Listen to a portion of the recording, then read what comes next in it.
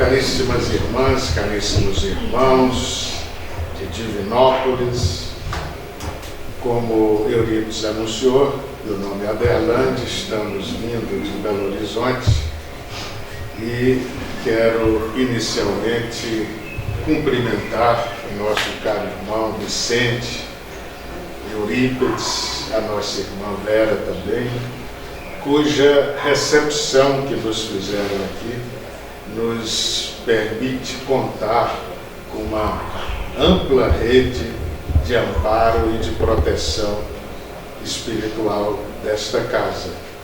E com isso nós nos sentimos, tanto eu quanto Paulo, Eliane, essa pequena comitiva que veio de Belo Horizonte, nos sentimos inteiramente agraciados com todo esse ambiente que a casa nos favorece. Como vocês podem observar, temos aqui nesse slide um título deste seminário que corresponde exatamente ao título do livro que recentemente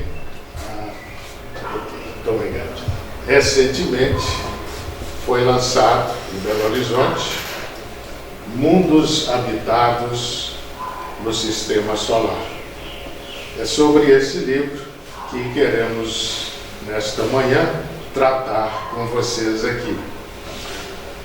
Nesta imagem, nós já temos aqui uma foto que foi tirada pelo telescópio Hubble da nossa galáxia, a nossa Via Láctea, e esta foto ela circula em todo o nosso meio aqui na Terra, uma foto muito conhecida, não é?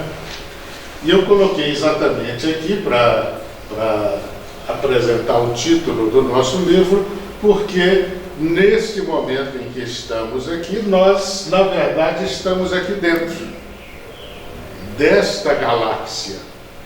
Nesta galáxia está o nosso sistema solar e o planeta Terra no sistema solar também figura aí. Vocês devem saber, acho que todos aqui sabem, que a nossa galáxia, chamada Via Láctea, é uma galáxia espiralada, portanto, é uma galáxia que tem braços, né? E o nosso sistema solar está num desses braços da espiral, mais para a periferia da galáxia da nossa Via Láctea. O nosso sistema solar está num desses braços e vai girando, como tudo que está dentro dessa galáxia está girando.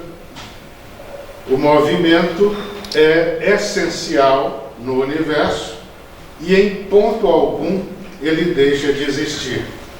Portanto, todos os astros dessa galáxia, que nós estamos vendo aqui em pontos luminosos, todos esses astros estão em movimento, e como o nosso sistema solar está nesta galáxia, ele também está em movimento.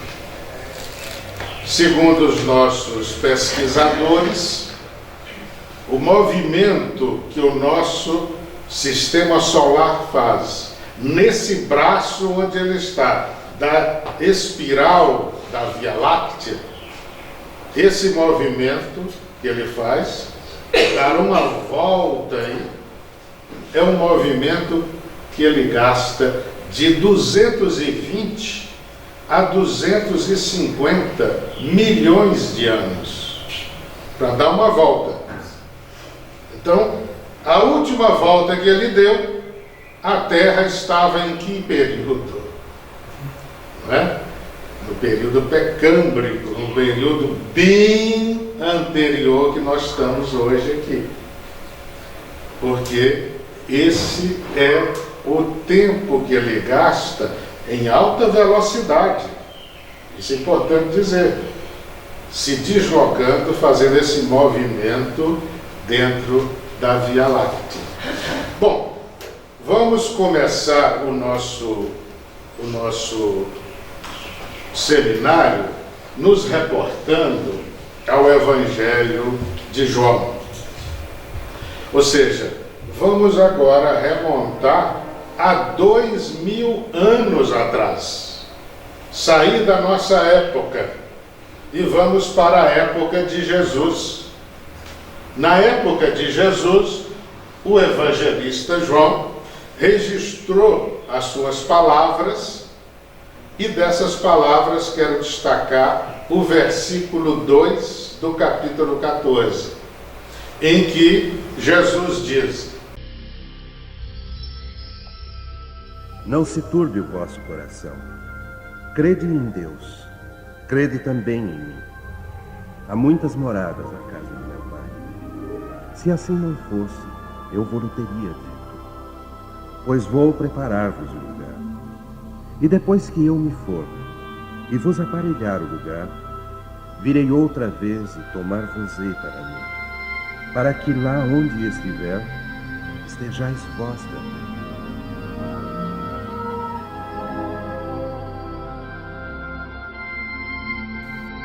Na casa de meu Pai há muitas moradas. Se não fosse assim, eu vou-lhe teria dito: vou preparar-vos lugar. Essas palavras, meus irmãos, ditas há 2000 anos atrás, nunca estiveram tão atuais quanto agora, no século 21. Porque no século 21, o homem terreno já dispõe de olhos mais profundos para vislumbrar o universo.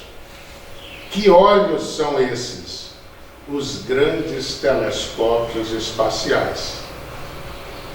Desses grandes telescópios espaciais, nós destacamos o Hubble, que deu uma enorme contribuição até hoje, e aquele que foi lançado agora, no final de 2021, que é o James Webb. O James Webb é um telescópio espacial com um poder de penetração maior do que o Hubble, porque ele tem câmeras que conseguem fazer filmagens no infravermelho. Portanto, é uma capacidade de maior penetração. Portanto, essas palavras do Cristo, ditas há 2000 anos, hoje para nós no século 21, elas são atualíssimas. Mas o que o Cristo quis dizer com essas palavras?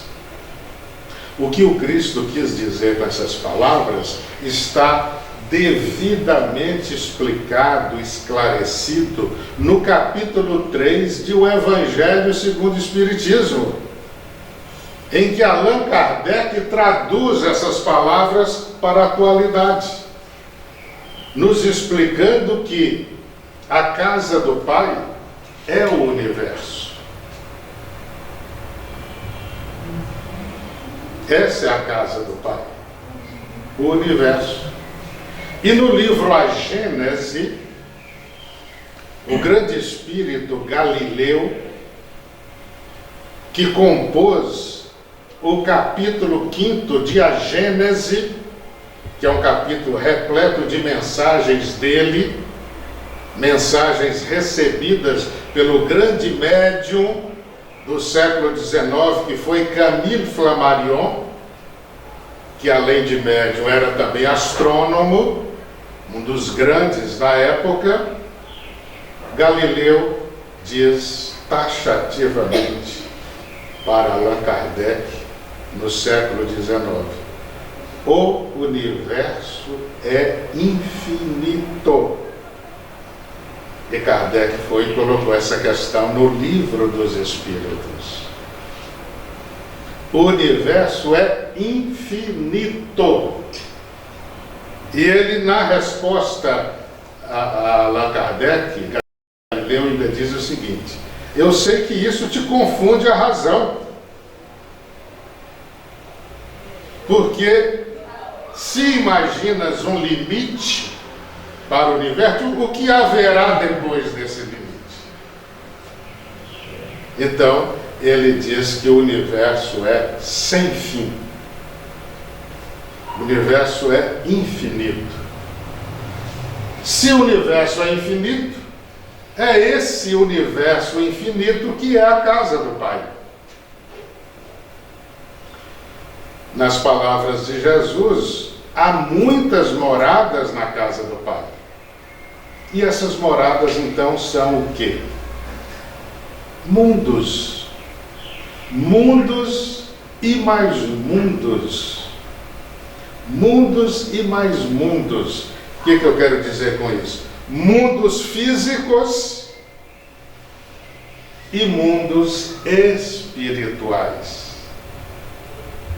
Ou seja, as palavras do Cristo devem ser consideradas na íntegra, porque Cristo usou um termo que não deixa a menor dúvida quanto à questão da habitabilidade dos mundos. Por quê? Que termo foi esse que ele usou? O termo que ele usou, nós vimos aqui, foi moradas. O que essa palavra significa, morada? Mundo. Hã? Mundo espiritual. Morada é uma palavra que significa residência. Não é? Um substantivo que vem de morar. Morar é, na verdade, residir. Então, se eu pergunto para qualquer um de vocês aqui, qual é o endereço da sua morada? Vocês vão me dar endereço de quê? Da residência. Não é verdade isso? Mas a morada não é feita de nós, não? Como? A morada, ninguém Deus está dentro de nós. Aí é um outro significado. Mas o significado primeiro, aquele que nós vamos encontrar no dicionário, quando abrimos o dicionário e procuramos na letra N, morada, nós vamos encontrar lá residência. Mas eu quero chamar a atenção para o termo que o Cristo usou, não agora, mas há 2000 anos atrás. Porque esse termo, meus irmãos, não foi à toa. Era para falar de habitabilidade. É por isso que ele usa esse termo, moradas. Porque ele está falando lá do céu. Ou seja, do universo infinito. E para falar do universo infinito, ele chama de casa. Casa do Pai. Olha a ideia de residência. E dentro dessa casa do Pai, moradas. Portanto, as palavras do Cristo estão recheadas do conceito de habitabilidade. Então, se nós entendemos que a casa do Pai é o universo, e se no universo há diversas moradas, o que é que o Cristo está querendo dizer? Que no universo há diversos mundos habitados. Porque senão ele usava outro termo e não morada. Ele está querendo destacar, realçar o conceito de habitabilidade. E é por essa razão que o Livro dos Espíritos veio trazer um conceito de pluralidade dos mundos habitados.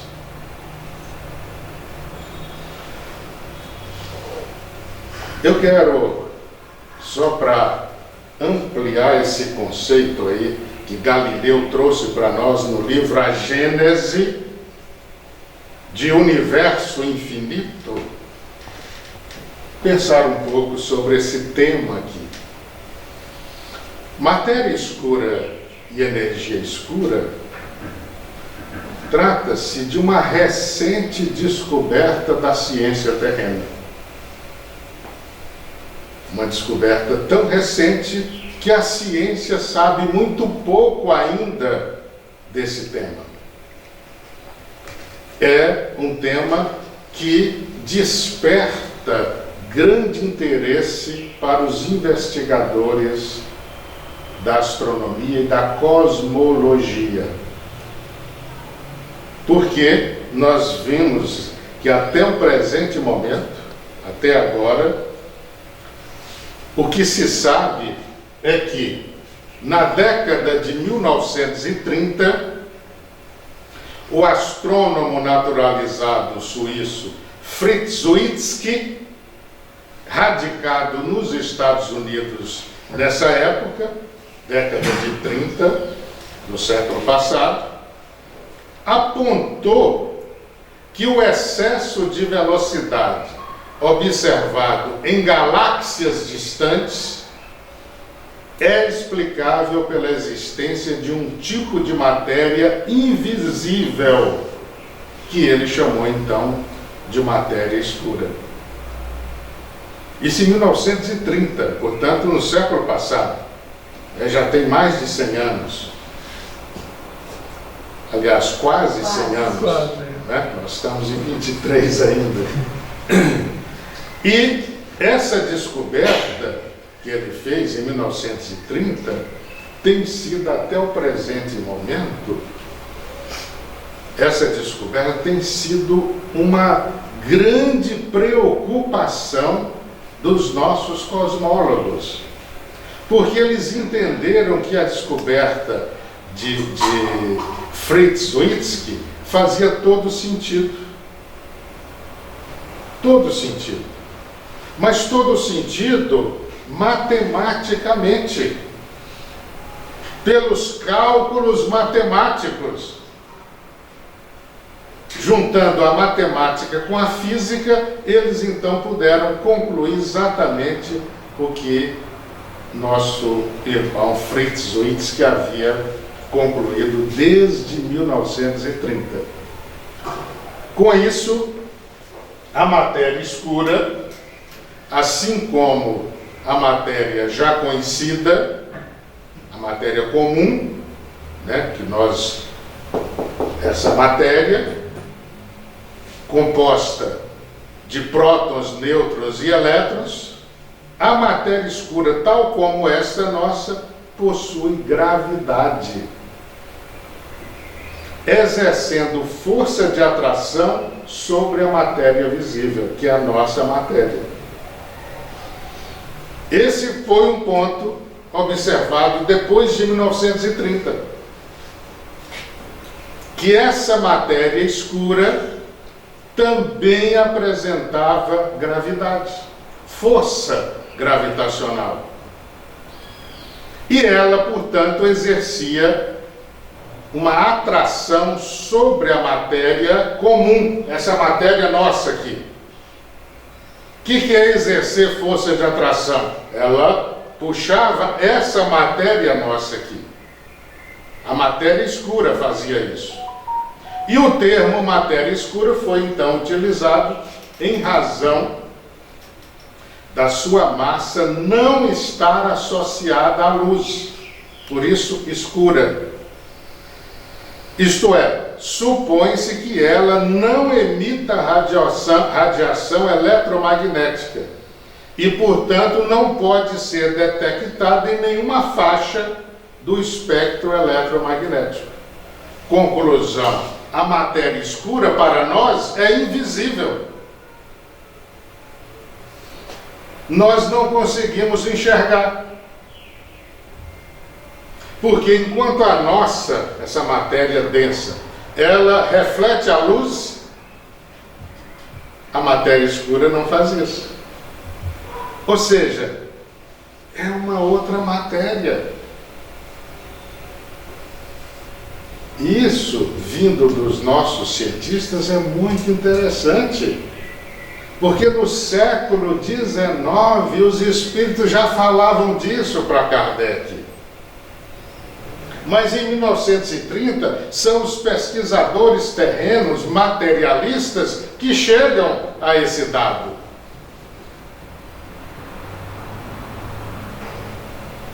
E, portanto, como ela não reflete a luz, ela foi denominada escura, matéria escura. E para os nossos olhos ela é invisível. Nós não a enxergamos.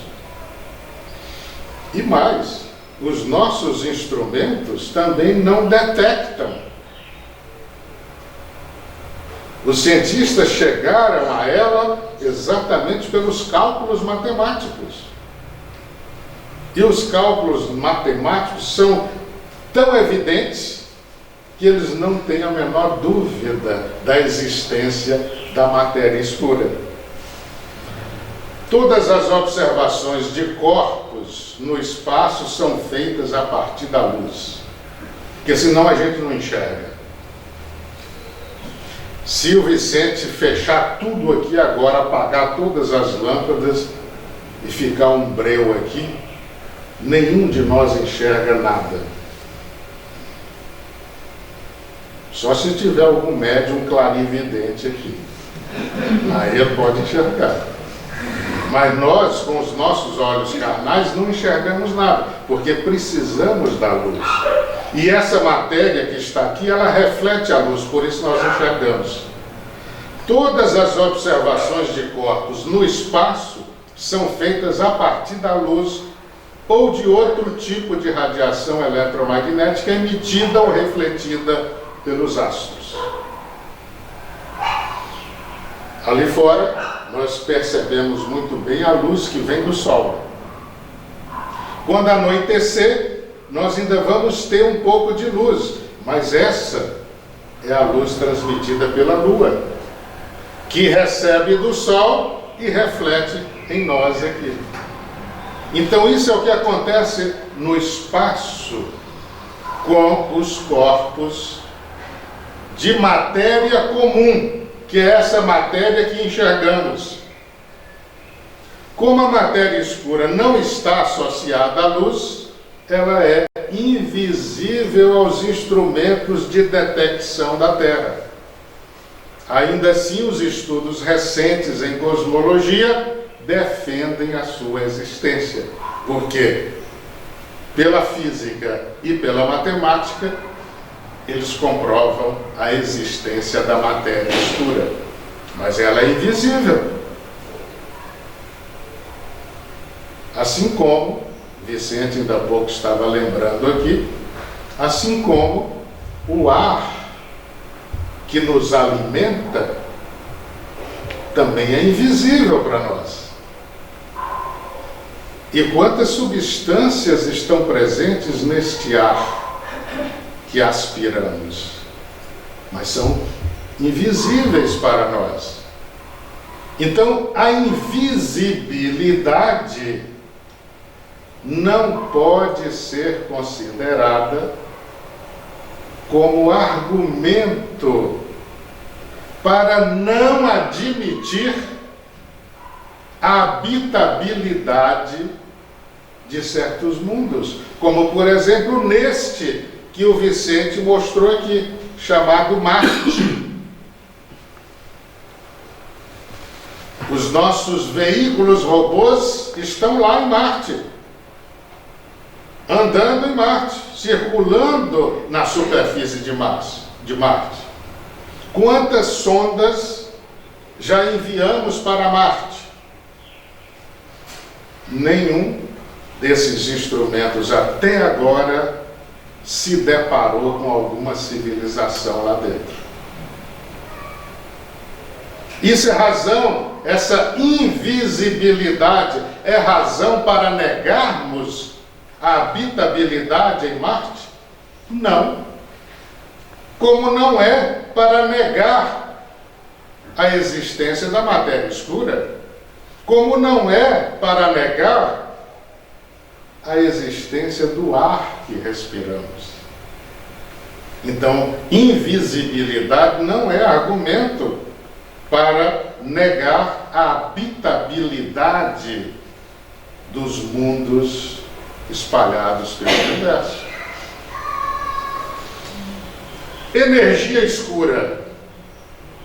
O que os cientistas observaram é que, primeiramente, em 1930, eles observaram a existência de uma matéria, que era a matéria escura. Pesquisando mais, desenvolvendo mais equações matemáticas, eles então entenderam que, assim como existia uma matéria que revelava força atrativa, atraindo a matéria comum, no final do século XX, os nossos astrônomos e cosmólogos perceberam a existência também da energia escura. Então, não só existe no universo a matéria escura, invisível, que exerce força de atração sobre a matéria comum, mas eles descobriram que também existe a energia escura. E a energia escura tem comportamento diferente da matéria escura. Então, além da existência da matéria escura, os pesquisadores da área de cosmologia descobriram também no universo a energia escura. A diferença entre a matéria escura e a referida energia escura está principalmente no fato de que a primeira, que é a matéria escura, se comporta como a matéria comum com relação à força gravitacional, ou seja, ela revela uma força atrativa. Isto é, a matéria escura exerce força de atração sobre a matéria comum.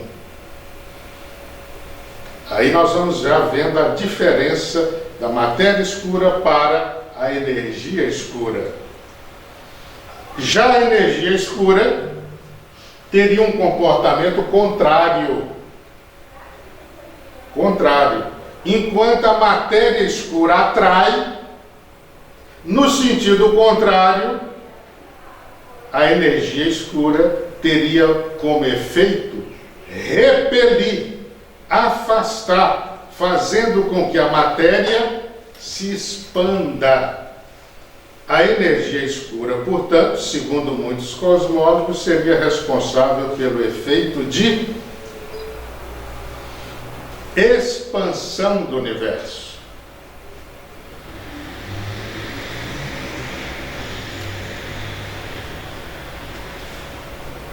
Expansão do universo. Vocês lembram que ainda há pouco eu falei, me reportando ao último livro de Allan Kardec, a Gênese, capítulo 5, em que Galileu afirma que o universo é infinito. Agora sim, nós podemos compreender melhor a infinitude do universo. Quando eu digo agora, eu estou me reportando mais especificamente a 1929. Porque em 1929, um grande astrônomo americano chamado Edwin Hubble, que foi homenageado com o nome do grande telescópio espacial, Edwin Hubble, pesquisando os aglomerados de galáxias, ele observou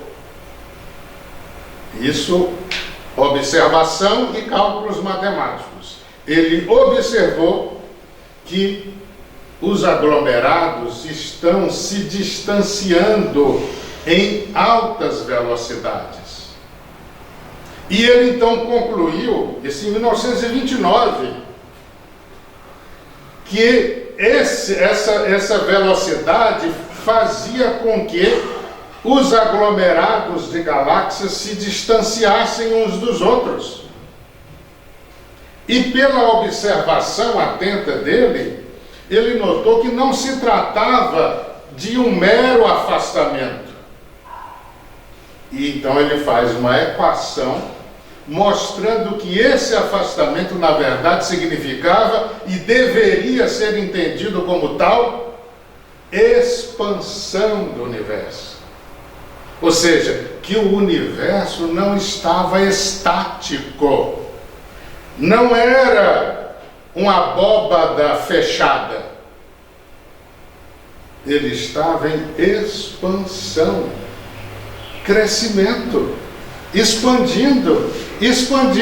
E agora, no final do século XX, com a descoberta da energia escura, os nossos cosmólogos perceberam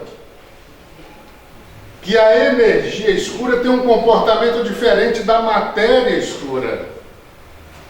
Enquanto a matéria escura atrai a matéria comum, a energia escura repele. E, repelindo a matéria comum, a energia escura, na verdade, está produzindo o efeito de expansão do universo. Ou seja, para os nossos cosmólogos atuais, a energia escura é uma das responsáveis pela expansão do universo, complementando, portanto, a teoria de Edwin Hubble, de 1929.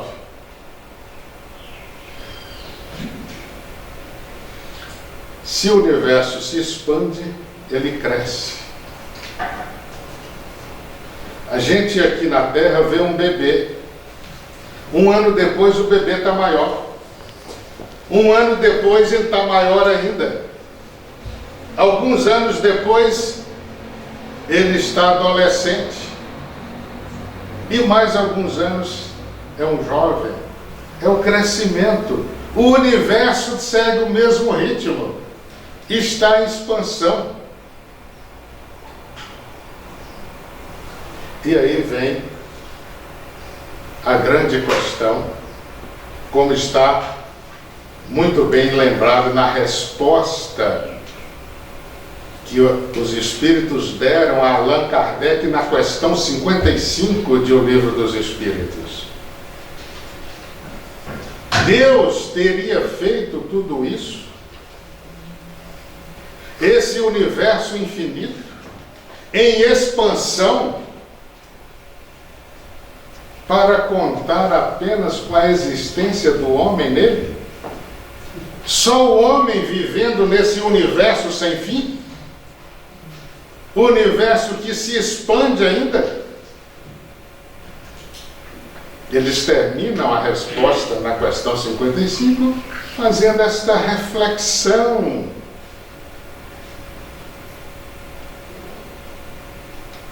Isso, meus irmãos, vale para nós ainda hoje. Tem sentido uma coisa dessa?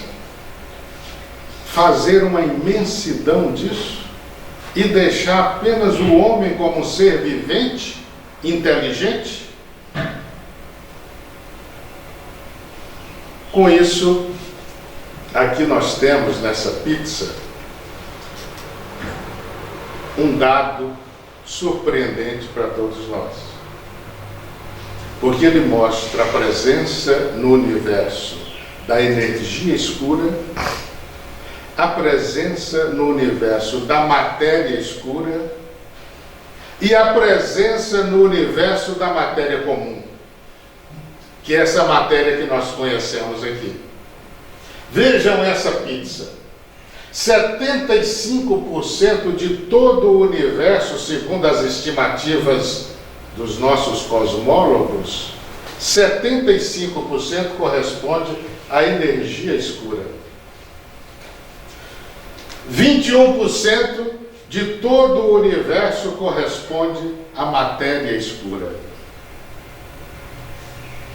4% de todo o universo corresponde à matéria comum. A matéria comum é essa de que são formados os astros que nós enxergamos no céu. Quando saímos ali à noite para a rua e olhamos para o céu e vimos o céu repleto,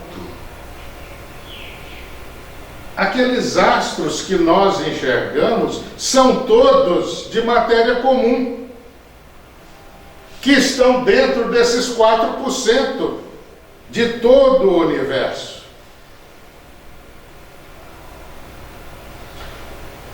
Este céu que enxergamos à noite, meus irmãos, isso é de um tamanho que a nossa mente tem dificuldade de calcular. Essa matéria comum que enxergamos à noite, formando os astros aí. Só para vocês terem uma ideia, o Sol, o nosso Sol, é tão gigantesco,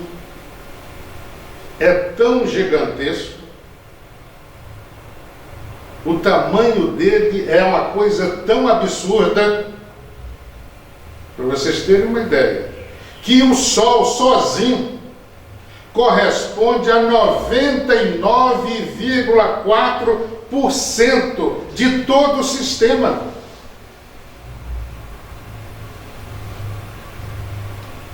Ou seja, se nós juntarmos planeta Terra, Júpiter, Mercúrio, Vênus, Marte, Netuno, Saturno, Urano, juntarmos os planetas anões, juntarmos todos os asteroides, todos os satélites, juntar tudo isso, fazermos aí uma sopa de tudo isso, todos os astros do nosso sistema, entendendo os cinturões que temos de asteroides, aquele que está entre Ceres e Júpiter e o cinturão de Kuiper que está depois de Netuno, se juntarmos todos esses astros aí, nós vamos ter 0,6% de todo o sistema solar.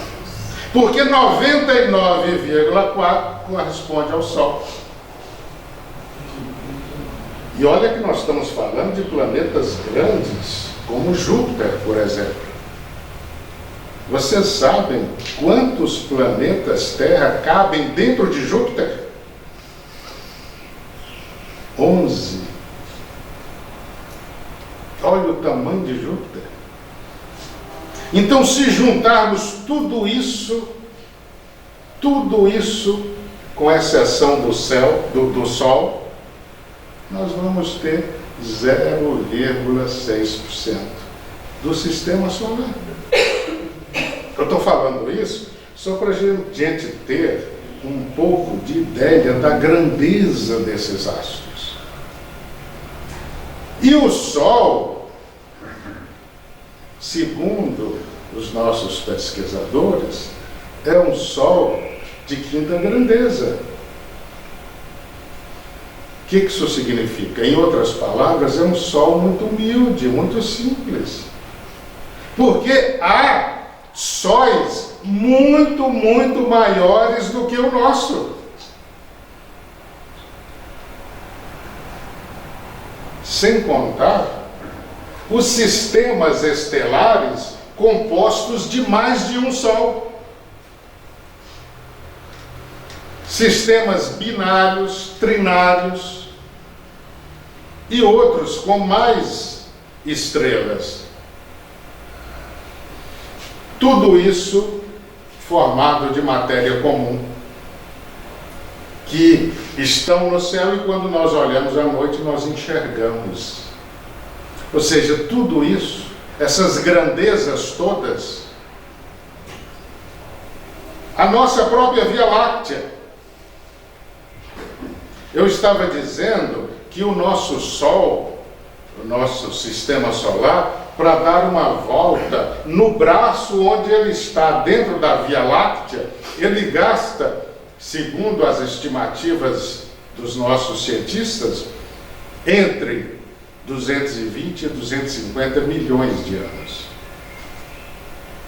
Se nós resolvêssemos atravessar a nossa galáxia, o diâmetro da nossa galáxia, para fazer isso, vamos imaginar uma nave que pudesse empreender uma velocidade igual à velocidade da luz. A velocidade da luz é de 300 mil quilômetros em um segundo. Ou seja, a velocidade da luz é tão grande que quando a gente diz A, que é um segundo, ela já percorreu 300 mil quilômetros. Vamos imaginar uma nave que o homem pudesse construir para viajar na velocidade da luz. Quanto tempo com essa nave nós gastaríamos para cortar o diâmetro da nossa galáxia, da Via Láctea? 100 mil anos na velocidade da luz. 100 mil anos. E os espíritos falam que a nossa galáxia também é das mais simples. Então, isso tudo apresenta-se para nós como astros formados de matéria comum. E essa matéria comum nós enxergamos à noite. Os nossos telescópios detectam. Estes astros todos estão ali, dentro dos 4%. Só 4%. Com essas grandezas todas. 96% do universo é, para nós, invisível. Porque é formados, esses 96, de matéria escura e de energia escura. Atualmente estima-se, como mostrei agora aqui, que a matéria comum, já conhecida, constitui apenas 4% do universo. 21% são constituídos de matéria escura e 75% constituídos de energia escura. Assim como o homem encarnado só conhece a matéria comum, que nós só podemos enxergar a matéria comum, tudo o que ele pode ver e detectar está no âmbito de apenas 4% do universo. 96% nós não enxergamos. É o invisível.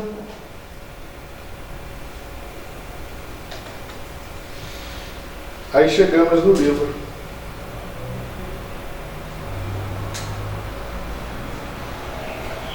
O livro que estamos apresentando aqui. Mundos habitados no Sistema Solar. Este, que também está exposto ali, esse livro, lançado agora em abril, em Belo Horizonte, trata, como o título indica, dos mundos habitados em nosso Sistema Solar. Aqui nós temos o nosso Sistema Solar. Neste slide, o que vemos aí são os planetas principais. Os planetas principais que, de acordo com a distância em que se encontram do Sol, nós temos aí Mercúrio, Vênus, Terra, Marte, Júpiter, Saturno, Urano e Netuno. São 8 planetas principais.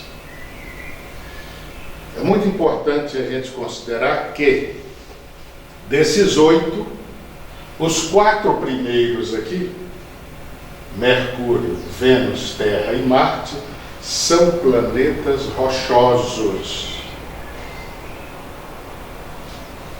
Os 4 últimos, Júpiter, Saturno, Urano e Netuno, são planetas gasosos.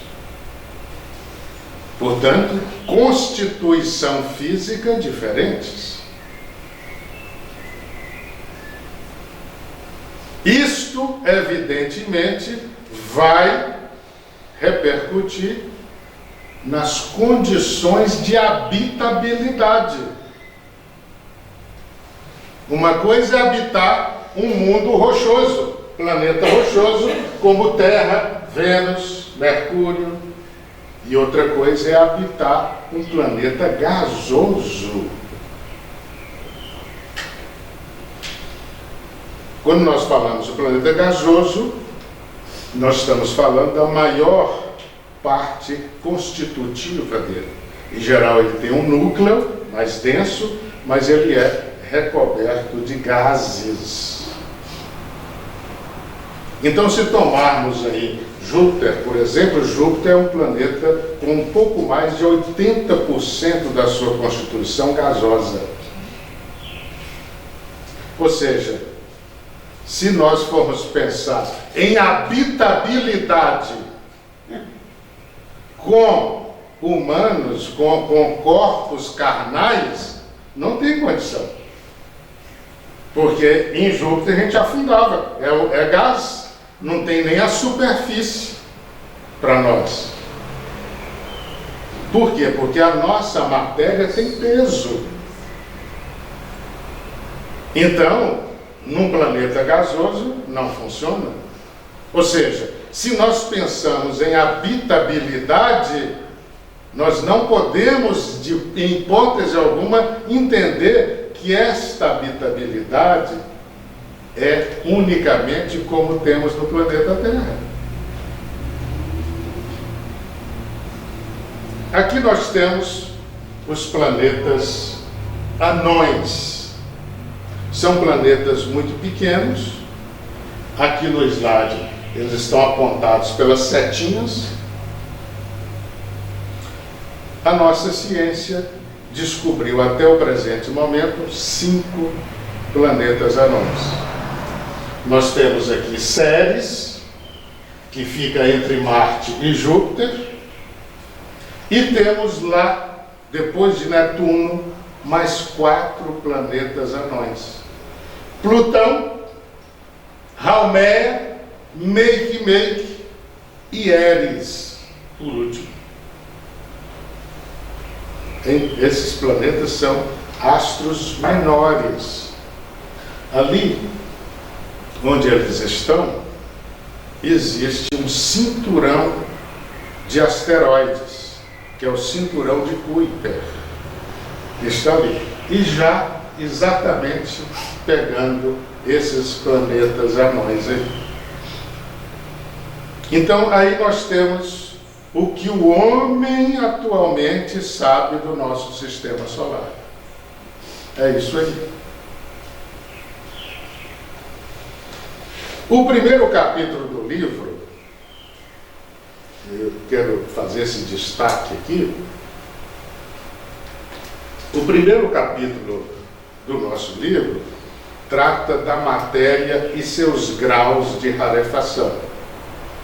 Por que que esse capítulo passou a ser o primeiro? Exatamente para facilitar a leitura do livro. Porque o livro vai falar dos mundos habitados. E todos os 8 planetas principais são habitados. Os 8, os principais, esses são habitados. Mas para compreendermos as condições de habitabilidade, antes é preciso conhecer um pouco mais dos graus de rarefação da matéria. Ou seja, devemos compreender que a matéria se apresenta em variadas formas. Não tem uma única forma de apresentação. São variadas. E, consequentemente, dentro do conceito de habitabilidade, esses mundos do nosso sistema solar apresentam variação por conta dos graus de rarefação da matéria. Isso é muito importante porque, se o homem terreno vai a Marte, pensando em encontrar espíritos lá encarnados, ou seja, vivendo na carne, se vão com esse pensamento, se decepcionam, porque não encontram seres com corpos carnais. E por que não encontram? Porque nem todo o ambiente do universo apresenta a matéria nesse grau. Há outros graus com os quais a matéria se mostra. E é preciso, então, considerarmos as possibilidades diante dos diferentes graus de rarefação da matéria.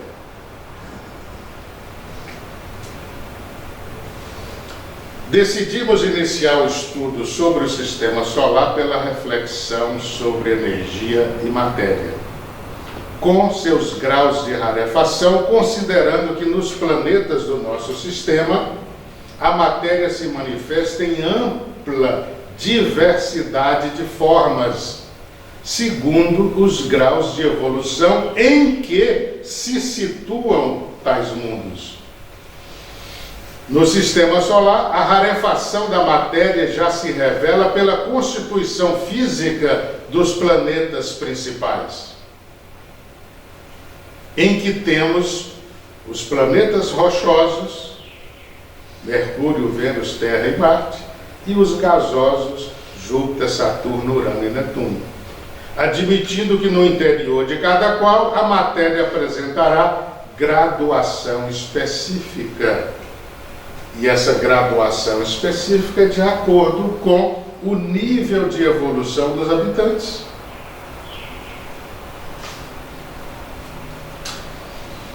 Então, quero falar aqui de uma experiência com o espírito Teresa de Lisieux, autora do livro. Um espírito que ditou o livro. E a médium, Michele Sobrinho, que recebeu o livro. Então nós temos um livro que veio pela via mediúnica, contando com as faculdades de Michele Sobrinho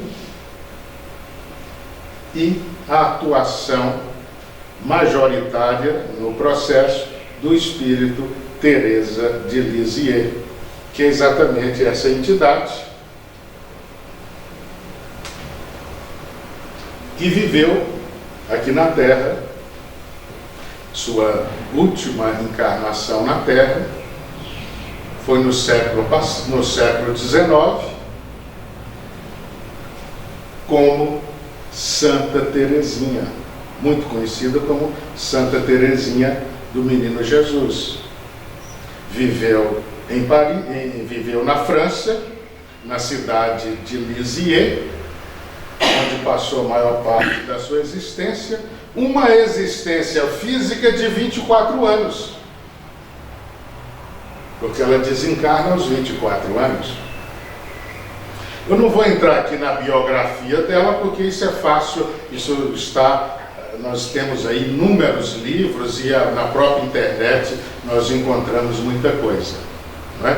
Mas pela biografia dá para a gente observar a grandeza do espírito, superioridade do espírito. Vocês verão lá na biografia dela que ela desencarna no final da tarde e já a Igreja Católica registra, ela desencarna em Lisieux, na França, cidade do interior da França. Por volta das 19 horas, ela, segundo a Igreja Católica, ela já realiza um milagre, que a Igreja chama de milagre, não é? Socorrendo uma religiosa na Ilha da Madeira. Ou seja, pouco mais de 2 horas depois da sua desencarnação, já há registro da atuação dela. Como esse registro? Esta religiosa da Ilha da Madeira, pela mediunidade de vidência, vê ela chegando e ajudando essa freira que estava com um sério problema no quadril, por uma queda que havia tido no dia anterior. Essa freira tinha grandes dificuldades de mostrar o corpo para um médico. E na Ilha da Madeira só tinha médico homem, masculino. E ela estava receosa de ser tratada por um homem.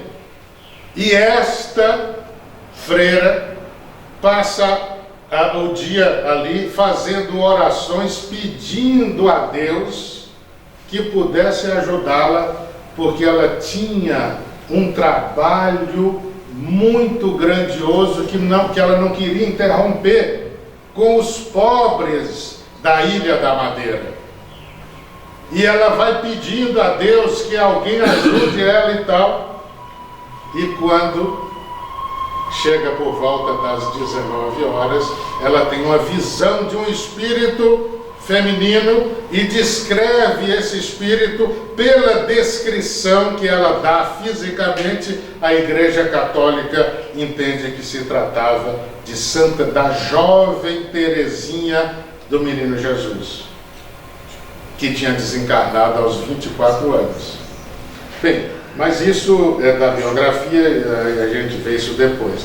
Eu quero mostrar aqui, meus irmãos, uma das perguntas do livro.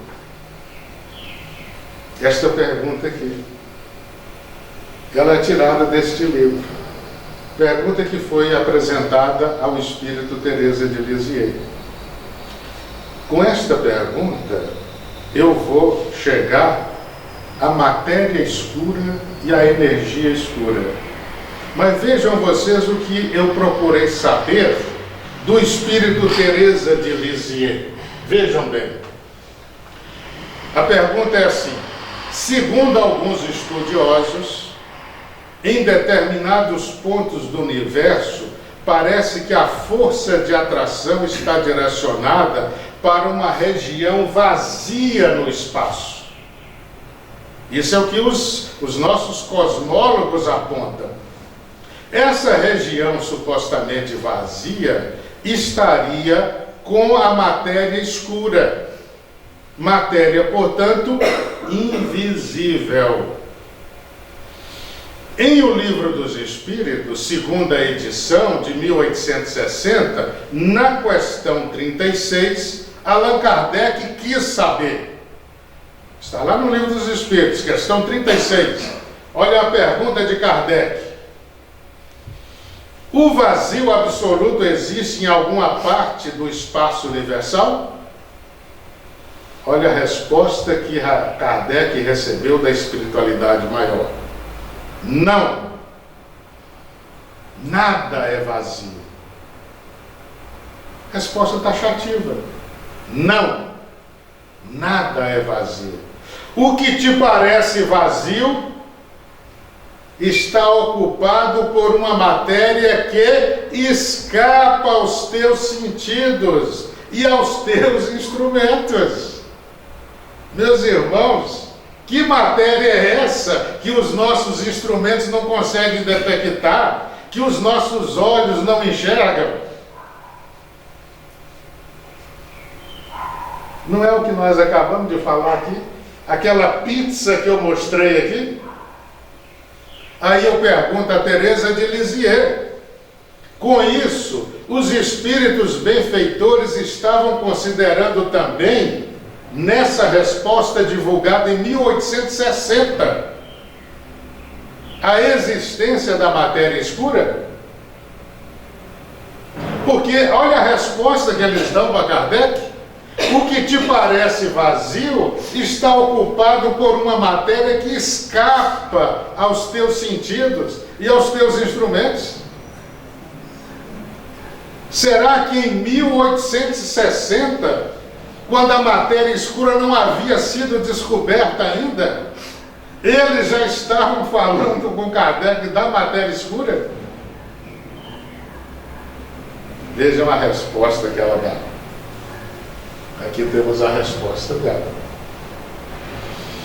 Os espíritos consideraram a matéria chamada escura termo demasiado simples para expressar a complexidade das estruturas que compõem tal matéria. Há, neste campo de observação, diversas formas de apresentação da matéria, levando-se em conta a matéria que compõe a esfera física. Devido à condição dos homens, limitaram-se a respostas compatíveis com a época. Claro que eles não poderiam dizer, não, o que pensas que está vazio está ocupado de matéria escura. Não existia esse termo ainda, porque a matéria escura só seria descoberta pela ciência em 1930. E no Livro dos Espíritos, nós estamos falando da segunda edição, que é de 1860. Estão percebendo? Eu estou trazendo isso aqui, meus amigos, para a gente notar como que a revelação espírita caminha à frente da ciência. Isso é muito importante considerarmos.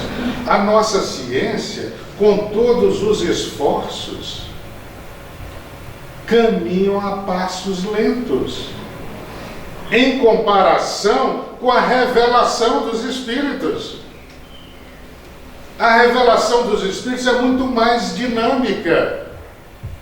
É por essa razão que nós vamos encontrar uma referência que eu entendo que está clara, uma referência à matéria escura feita em 1860.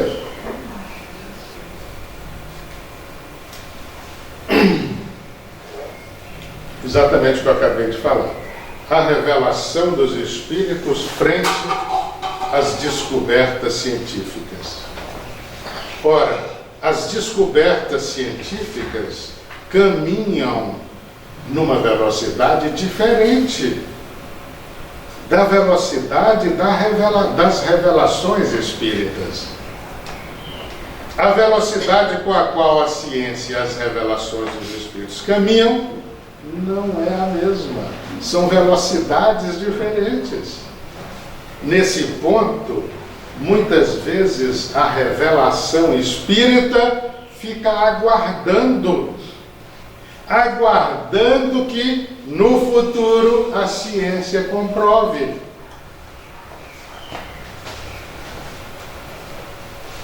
E não pode ser de outro jeito. Por exemplo, isso aqui é um dos princípios fundamentais do Espiritismo. Esse princípio está desde quando o edifício do Espiritismo foi erguido. Quando Allan Kardec, ainda em 1857, quando Allan Kardec trouxe o primeiro livro espírita no mundo, o Livro dos Espíritos, já continha esse princípio. Pluralidade dos mundos habitados. Portanto, um princípio fundamental do Espiritismo, desde a primeira hora, desde 1857.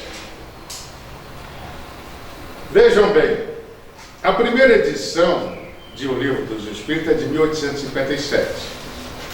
Nessa primeira edição, Allan Kardec apresentou a questão que, naquela edição, recebeu o número 17, tá? Na primeira edição, desejando saber sobre a existência de outros planetas habitados. A segunda edição de O Livro dos Espíritos colocou essa questão com outra numeração, mas na primeira aparece como questão número 17, como vemos aqui. Tá? Estou me referindo à primeira edição do Livro dos Espíritos, que é de 1857. Veja como a questão está apresentada na primeira edição. Na segunda edição, que é de 1860, ela veio com outro número. Ela aparece com o número 55. Então, na primeira edição, questão 17, todos os globos que circulam no espaço são habitados? Meus irmãos, prestem atenção na resposta que eles deram a Kardec. Para a questão número 17, na época em que Kardec apresentou. Foi uma resposta com uma única palavra. Eles utilizaram uma única palavra para dar resposta a Allan Kardec. Que palavra foi essa? Sim. Como é que a gente classifica esse tipo de resposta? É a resposta taxativa, que não deixa a menor dúvida.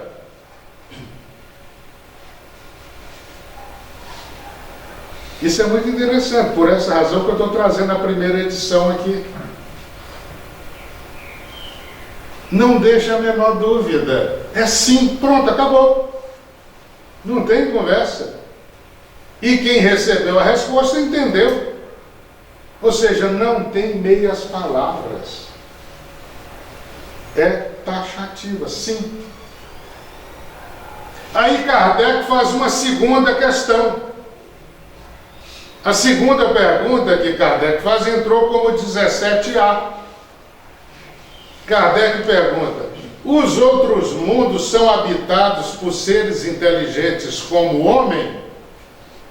Resposta: sim. E o homem da Terra está longe de ser, como supõe, o primeiro em inteligência, em bondade e em perfeição. Entretanto, há homens que se julgam muito fortes e pretendem que só este pequeno globo tenha o privilégio de abrigar seres racionais. Orgulho e vaidade. Acreditam que Deus criou o universo só para eles. O que eu mencionei ainda há pouco aqui. Nessa expansão do universo infinito, há algumas pessoas que acreditam que Deus fez tudo isso só para nós. Meus amigos, imaginemos a situação de Allan Kardec que, em meados do século XIX, quando a ciência não reconhecia a vida inteligente em outros planetas, teve de apresentar ao mundo a revelação dos Espíritos, segundo a qual todos os globos que circulam no espaço são habitados. Imaginemos como ele pôde lidar com tal situação. Quantas críticas deve ter recebido o codificador por afirmar algo que a ciência não afirmava. Eu estou colocando isso para chamar a atenção para este detalhe, porque infelizmente nós encontramos nos dias atuais pessoas que querem negar esse princípio fundamental do Espiritismo, porque a ciência não encontrou vida em Marte. Evidentemente que as pessoas que pensam assim não estudam devidamente a constituição da matéria, as formas de apresentação da matéria. Ou seja, os diferentes graus de rarefação da matéria.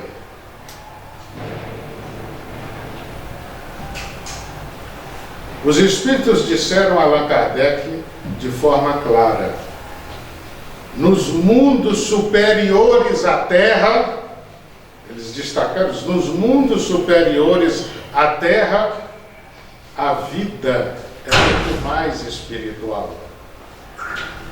Querendo destacar a superioridade moral desses espíritos. Consequentemente, a matéria também vai acompanhar esse nível elevado e vai se mostrar, se apresentar com formas cada vez mais sutis, rarefeitas.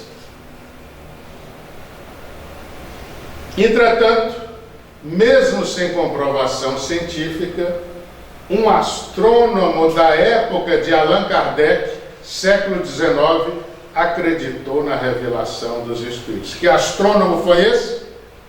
Camille Flammarion. Grande astrônomo, e era inclusive em Paris o responsável pelo Observatório de Astronomia de Paris. Ele é que era o responsável. Ele aceitou plenamente. O codificador e Camille Flammarion acreditaram na revelação espiritual porque há conhecimentos aos quais chegamos por raciocínio, lógica e bom senso. Ou seja, mesmo que a ciência ainda não comprove materialmente, mas você chega a esse conhecimento pelo raciocínio, pela lógica, pelo bom senso.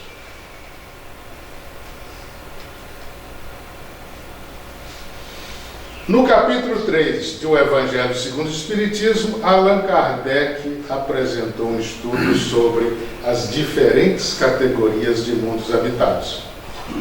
Está lá no capítulo 3, Evangelho segundo o Espiritismo, fazendo uma descrição de características as quais determinam um mundo superior, que é possível considerar como uma síntese do que se verá em nosso livro, com respeito à descrição das condições físicas, intelectuais e morais dos planetas principais do nosso sistema solar, à exceção do nosso mundo, que não é um planeta superior aos demais.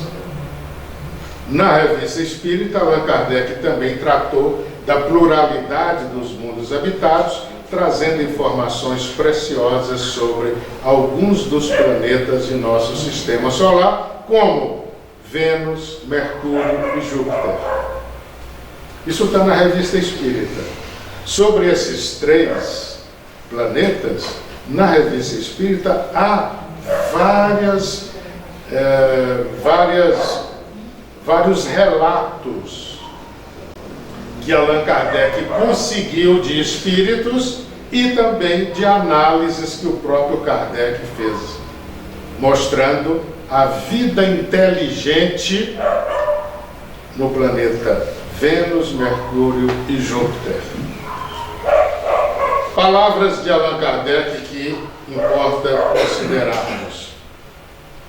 Caminhando de par com o progresso, o Espiritismo jamais será ultrapassado. Porque, se novas descobertas lhe demonstrassem estar em erro acerca de um ponto qualquer, ele se modificaria nesse ponto. Se uma verdade nova se revelar, ele a aceitará. Verdade. Se uma verdade nova se revelar, ele aceitará. Ora, essas palavras de Allan Kardec estão em A Gênese, capítulo 1, item 55. São palavras que nós, espíritas, levamos em consideração. Ele está dizendo que o Espiritismo caminha de par com o progresso. E que o Espiritismo jamais será ultrapassado.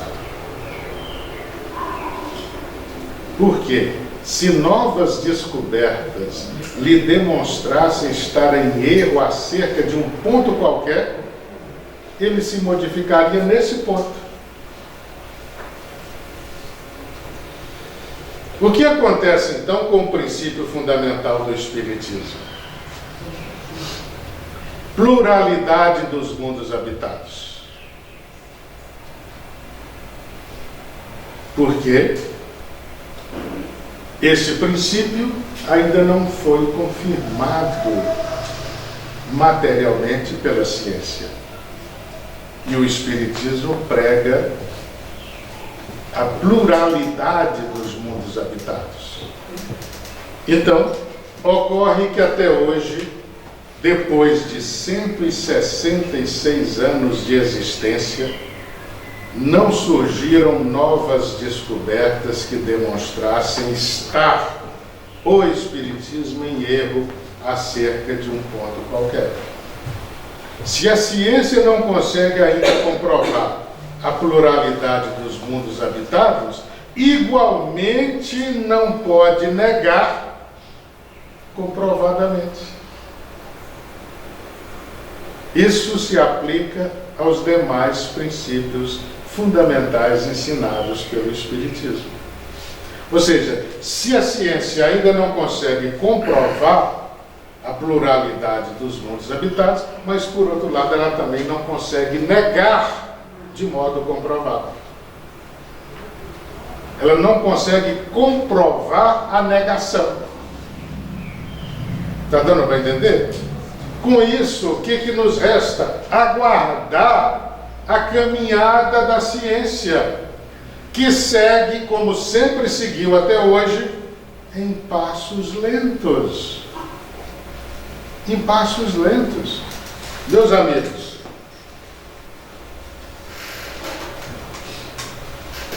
para chegarmos à condição de vida que temos hoje aqui na Terra, muito obrigado. Para chegarmos à condição de vida que temos hoje, atualmente, com data show, com computador, com celular, quantos anos nós levamos, hein? Quantos anos? Segundo André Luiz, em torno de 200 mil anos.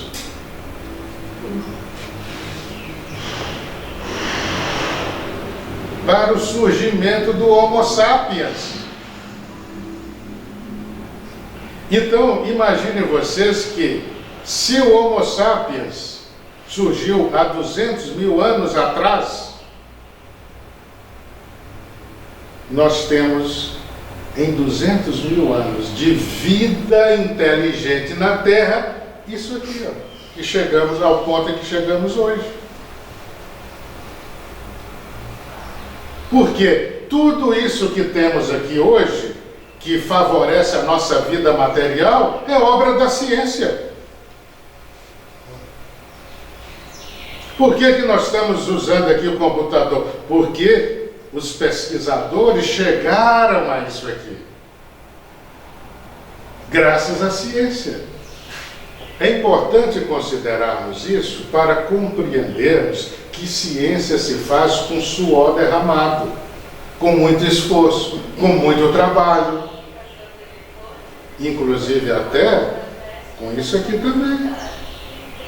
Se não tem isso aqui, a dificuldade aumenta superlativamente. A revelação dos Espíritos, não. Ela se dá de um momento para outro. Quando os Espíritos julgam que é o momento certo, é o momento adequado, então eles trazem a revelação. Isso aconteceu no século XIX. Então não podemos comparar a caminhada de uma com a caminhada da outra. A ciência caminha no seu passo. A revelação dos Espíritos caminha em outro passo. É nesse contexto que entra nosso livro Mundos Habitados no Sistema Solar. Se em um ponto ou outro ele traz alguma contribuição ainda inédita, esta poderá ser mais tarde comprovada pela ciência, que se atualiza frequentemente.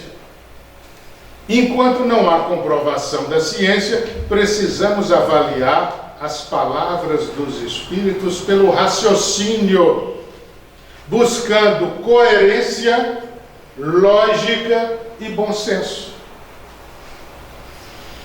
Se não temos ainda a comprovação da ciência, nós temos que trabalhar com a lógica, com a coerência e com o bom senso, procurando enxergar isso na revelação dos Espíritos. Para que Deus nos deu inteligência? Não é para enfeite, é para uso. Então, se a ciência ainda não pôde comprovar, nós vamos simplesmente negar. Isso não é nada inteligente. Cá para nós.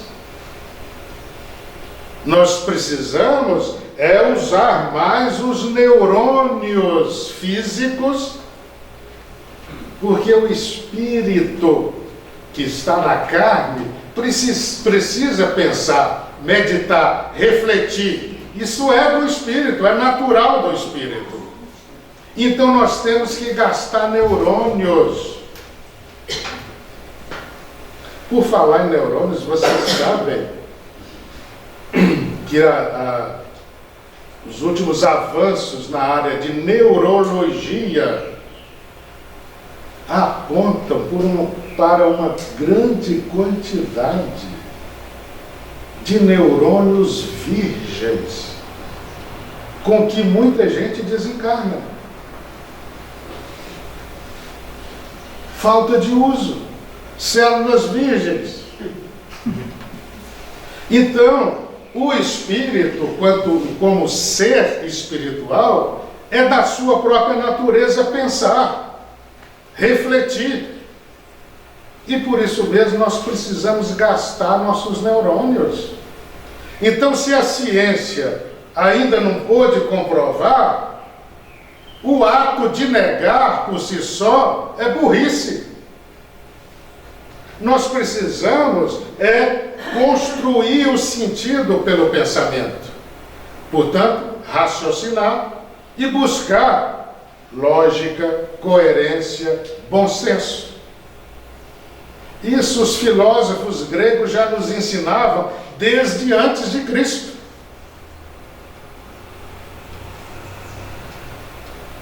E nós temos que aplicar isso. Por exemplo, vou dar um exemplo aqui, só para citar para vocês. Emmanuel, guia espiritual de Chico Xavier, no ano de 1939, ditou um livro para Chico, chamado A Caminho da Luz. 1939. A Caminho da Luz. O que esse livro traz? Ele traz uma síntese da história do planeta Terra. Uma síntese da civilização terrena. Ele mostra como se formou a civilização terrena e, ao falar dessa formação, ele faz um relato minucioso de um enxerto que ocorreu no tronco humano aqui da Terra, por meio de um grande exílio, um exílio coletivo, a espíritos de um dos planetas do sistema de Capela. Um dos planetas do sistema de Capela exilou no planeta Terra uma leva de espíritos. Esses espíritos vieram formar os pródromos da civilização terrena. E os grandes povos, segundo Emmanuel, os hindus, os arianos, os egípcios e os hebreus, esses grandes povos, foram constituídos majoritariamente por esses espíritos que vieram de um dos planetas do sistema de Capela e que foram exilados aqui no planeta Terra. Ele fala isso em 1939. E nós, espíritas, precisamos refletir, pensar nisso aí, meditar. E da forma como Emmanuel coloca, mostrando como que a civilização terrena se construiu com esse enxerto biológico, nós vemos nisso aí tanta coerência, porque quem conhece um pouquinho que seja da história consegue enxergar isso aí. A coerência para compreendermos essas civilizações. Por exemplo, quem já teve a oportunidade de visitar o Egito hoje, chega lá, vai encontrar habitantes de lá hoje que não tem nada vezes nada com a civilização de 3.000 anos atrás, que viveu no mesmo lugar, no mesmo espaço geográfico.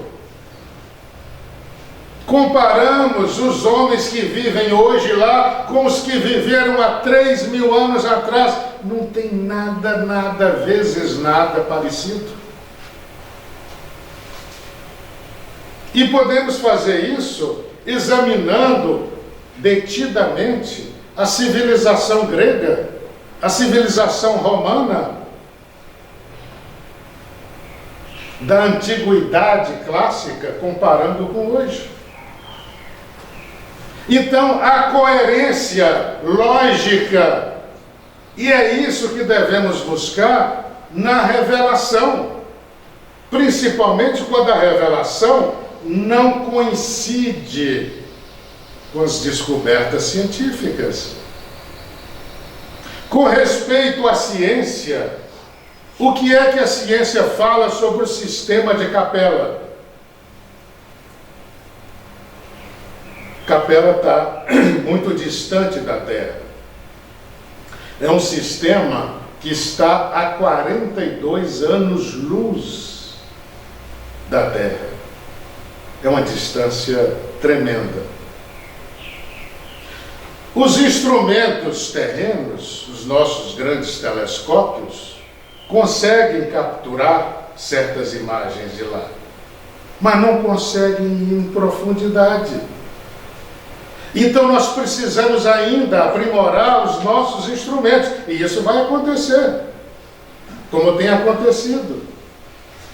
Mas a ciência terrena hoje não detectou ainda nenhum planeta no sistema de Capela. Não detectou. Amanhã poderá detectar? Claro que sim. Pois se o James Webb foi lançado em dezembro de 21, imagine o próximo telescópio que virá aí. Vai devassar cada vez mais o universo. Porque a ciência não enxergou ainda planetas no sistema de Capela. Nós vamos pegar o livro A Caminho da Luz e colocar no lixo? E dizer que o Espírito Emmanuel errou? Não sabia o que estava falando? Ou então vamos desacreditar o médium? Que o médium errou ao captar o conteúdo? Claro que não, porque Allan Kardec não recomenda a ansiedade em nós. Ele não recomenda isso. Então o espírita atento é o espírita cauteloso. É o espírita que raciocina, que usa a lógica, a coerência, ou seja, que põe os neurônios para funcionar, para usar.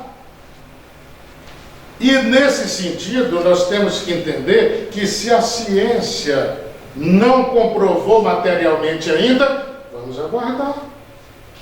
Porque o passo com o qual a ciência caminha não é o mesmo da revelação espírita. Meus amigos, eu acho que eu já avancei o tempo aqui, hein, Vicente? 90 minutos. Fazendo tempo, 90 minutos já. Ainda tem tempo ainda? Ou já esgotei já? Já deu 90 minutos. Olha isso. Como é que dá para terminar? Porque tem muito para falar. Não, eu já estou chegando aqui ao fim e posso encerrar a partir de agora aqui. 15 minutos aí, então. Mas quantos? 15 minutos. Tá bom, ok. Eu quero mostrar aqui este argumento que eu estou desenvolvendo aqui nesse momento, encontra respaldo na questão número 20 do Livro dos Espíritos. Isso que eu estou falando aqui agora com vocês. Segundo a minha compreensão, encontra respaldo na questão 20 de O Livro dos Espíritos. Qual é a questão 20 de O Livro dos Espíritos? Vejam bem, meus amigos. Olha o que Kardec perguntou. Dado é ao homem receber, sem ser por meio das investigações da ciência, comunicações de ordem mais elevada acerca do que lhe escapa ao testemunho dos sentidos? Vejam a resposta que Kardec recebeu. Sim. Se o julgar conveniente, Deus pode revelar o que a ciência não é dado a aprender. Pronto. Ou seja, com isso todos nós ficamos tranquilos. Os espíritos superiores disseram isso a Allan Kardec. E vejam a perspicácia de Kardec. Kardec sondou tudo. E aqui nós temos a confirmação. Se preciso for, Deus permite que os espíritos revelem o que a própria ciência ainda não sabe. Não é isso que tem acontecido desde 1857. E eu tenho a impressão que este livro vem também nessa mesma esteira aqui. Trazer alguma coisa, não é? Que a ciência ainda não pode comprovar. Mas nós não vamos deixar de estudar, porque a ciência não chegou lá ainda. Ainda.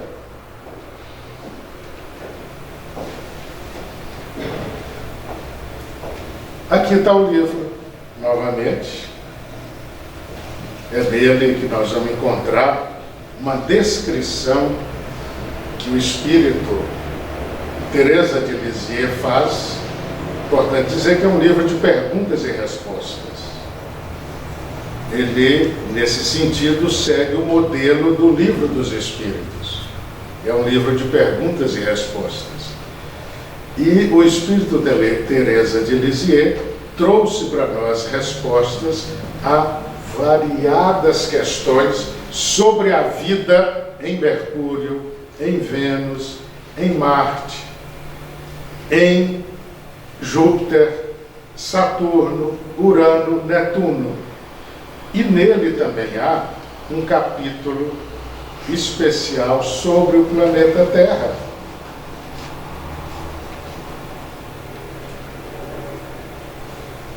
Os 4 planetas rochosos do Sistema Solar. Eu vou ficar por aqui, vou só mostrar esse dado dos 4 rochosos, que é interessante, e aí a gente já pode encerrar. Vejam bem, fazendo a medição do tempo em anos terrestres, os 4 planetas rochosos mencionados podem compor, numa escala ascendente, o seguinte quadro. Começando com a Terra, de baixo para cima, ascendente. Então, na Terra, considerando a média ponderada apresentada pela ONU em 2019, podemos tomar 73 anos como um parâmetro de expectativa de vida. Uma média, tá? O que nós entendemos por média?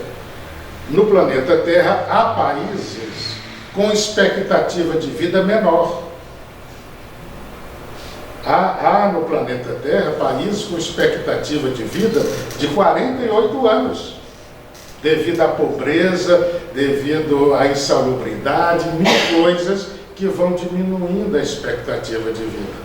Assim como no planeta Terra há países em que a expectativa de vida chega a 80 e poucos. Então a média fica em 73 anos, segundo a ONU. Em Marte, a duração média de uma existência corporal corresponde a 150 anos, segundo o espírito Teresa de Lisieux. Em Marte, a média lá seria 150 anos. Isso está na questão 288 do livro. Em Vênus, a expectativa de vida corresponde a 2,5 vezes o período da Terra, como está na questão 124 do livro, equivalendo mais ou menos a 183 anos. Então, a expectativa de vida em Vênus ainda é maior do que Marte. Em Mercúrio, tal duração média corresponde a 300 anos. Isso está lá na questão 91 do livro. Ou seja, aí nós temos um quadro ascendente, começando pela Terra, com expectativa de 73 anos de vida. Depois Marte, com mais do dobro da Terra, 150. Depois Vênus, com 183 anos. E Mercúrio, cuja expectativa de vida já é de 300 anos. Meus amigos, na Revista Espírita, Allan Kardec, conversando com um espírito, vejam vocês, no século XIX, ele, numa entrevista, conversando com o espírito de Júpiter, que já viveu na Terra.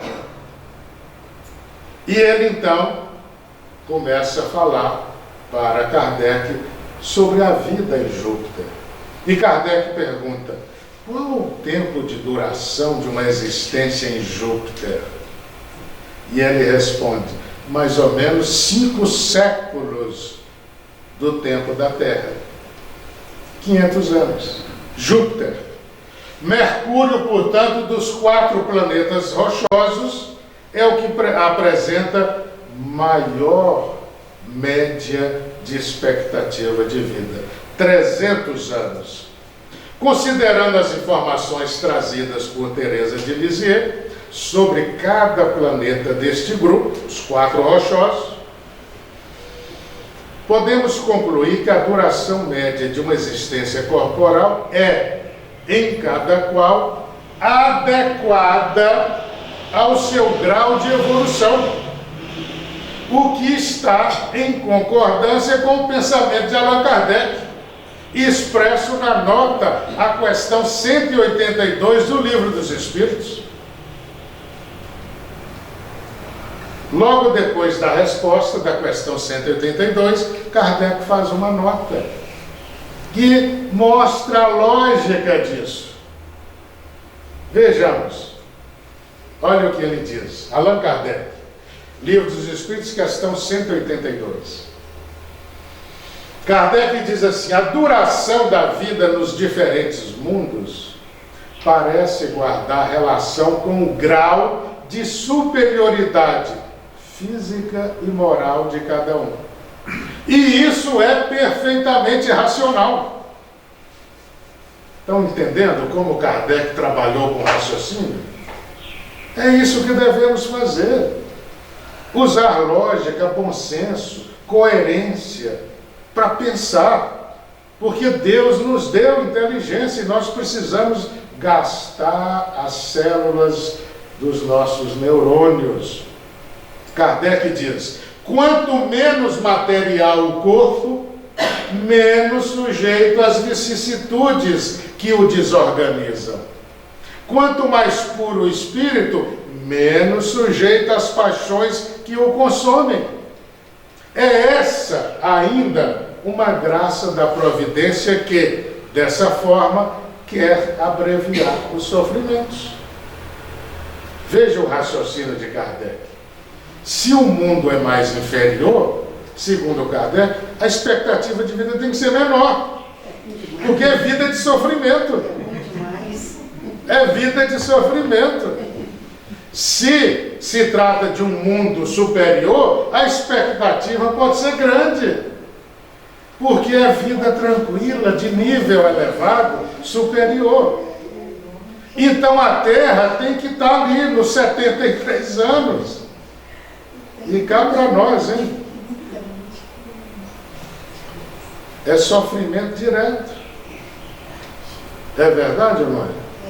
É sofrimento direto. Quando não é o nosso, é o do semelhante. E dói em nós também. Sofrimento direto. Então viver 300 anos na Terra pela madrugada. Estamos aguentando mais? Fica da Lua. Com tudo isso, a escala de evolução dos 4 planetas rochosos mais próximos do Sol nos mostra em série ascendente Terra, Marte, Vênus e Mercúrio, em que o menor planeta dos 4, que é Mercúrio, é o mais adiantado. E o maior dos 4, que é a Terra, é o mais inferior. Porque tem sofrimento. Dos 4 é o mais inferior. Isso mostra também que tamanho não é documento. Mercúrio é o menor de todos, é o mais adiantado. Não vou avançar muito aqui, porque isso está no livro, né? Mas uma questão apenas aqui, que é a questão número 60 do livro. Considerando as condições de vida dos habitantes de Mercúrio, como comparar com as condições de vida existentes atualmente na Terra? E Teresa de Lisieux respondeu: as condições são muito diversas, ou seja, muito diferentes, sendo difícil a comparação, uma vez que na Terra a vida material mais densa é muito presente. Os habitantes de Mercúrio desfrutam de condições extremamente mais sutis, vivendo no campo da energia de forma mais intensa, estando a energia e a matéria em faixas mais depuradas. Ou seja, aí nós temos graus de evolução diferentes. Planeta Saturno. Vou encerrar com essa questão aqui. Lá no planeta Saturno, a questão 365. Os habitantes estão sujeitos a enfermidades? Habitantes de Saturno. Meus amigos, as enfermidades aqui na Terra existem desde quando, hein?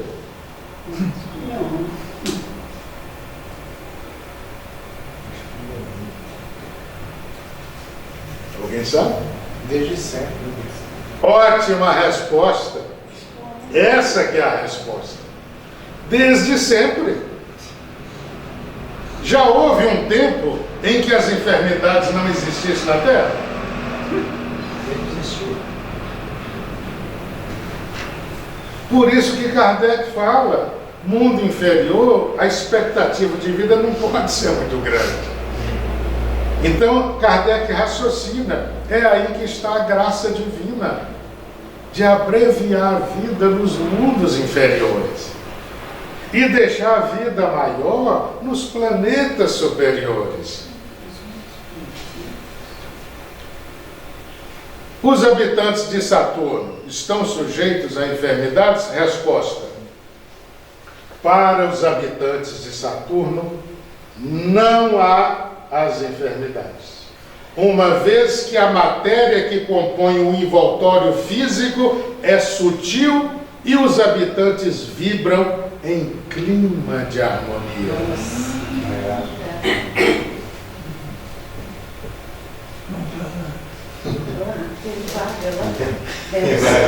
Deve ser. Então, meus amigos, podemos dizer que no planeta Terra os habitantes vibram em clima de harmonia? Não.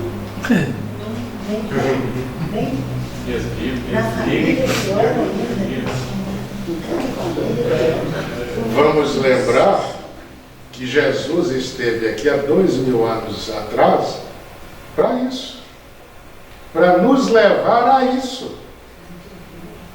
E já passaram 2000 anos.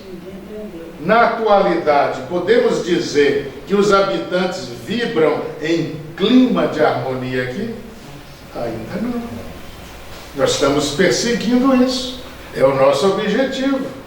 É a nossa meta. Vamos chegar lá, sem dúvida alguma. Mas ainda precisamos caminhar. Não vou avançar muito aqui.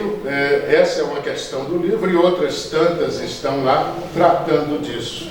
De cada um desses planetas, como funciona, como eles tratam isso e aquilo, para a gente ter um pouco da noção da vida superior. Então eu quero encerrar por aqui, para não alongar demasiadamente, e agradeço mais uma vez o espaço oferecido pelo Vicente, pelo Eurico, por Vera, por todos que estão representando aqui a comunidade espírita de Divinópolis. Meu muito obrigado a todos vocês.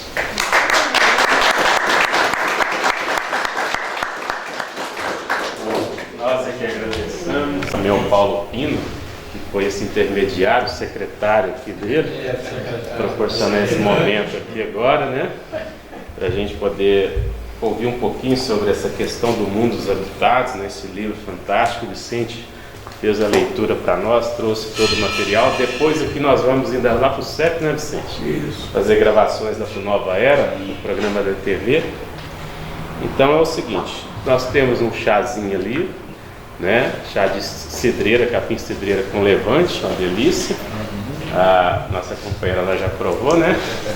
Já até quer mudinhas do levante para fazer lá. Tem uma torradinha, tem uns biscoitinhos, tem bolo. Fiquem à vontade, nós não vamos fazer intervalo.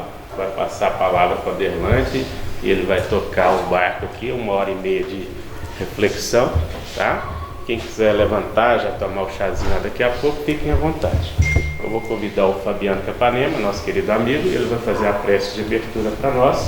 E na sequência nós já passamos aqui a palavra para o Aderlante, fique à vontade. Seja bem-vindo aqui à nossa cidade, é a sua primeira vez, né? Exatamente. Paulo já esteve conosco em outros momentos, né, Paulo? Alegria recebê-los aqui, tá? Também alegria para receber todos vocês aqui, companheiros de doutrina, amigos companheiros aqui de trabalho. Fabiano, fique à vontade.